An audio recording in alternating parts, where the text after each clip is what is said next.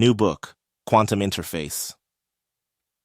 Quantum Interface is an Afro-Futuristic tale infused with eroticism and adventure.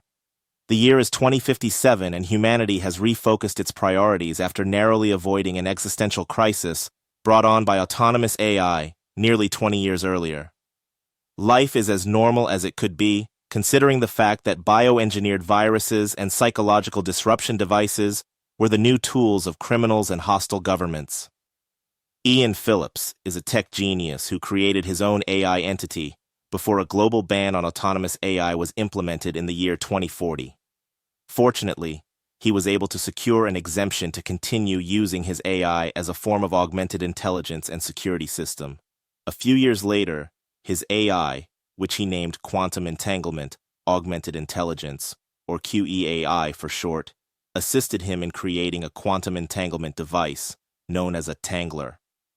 Frustrated that his organic Tangler invention was being blocked by government regulators, he decides to run a global competition to try to force their hands. Unfortunately, it has reawakened the centuries-old conflict between Japan and China and their allies.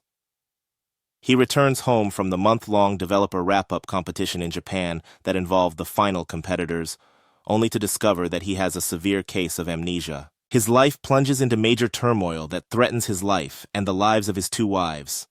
So, while struggling to regain his memories, he now has to ward off attacks from the agents of hostile governments, scrutiny from his own country's intelligence agents, and manage his AI so that it doesn't destroy the world if anything happens to him.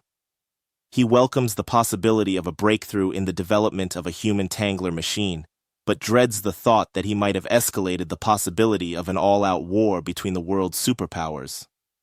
Even worse, he is anxious that his actions may result in the confiscation of his AI, the shutting down of his trillion-dollar company, Quantum Interface, and damage the stability of his family.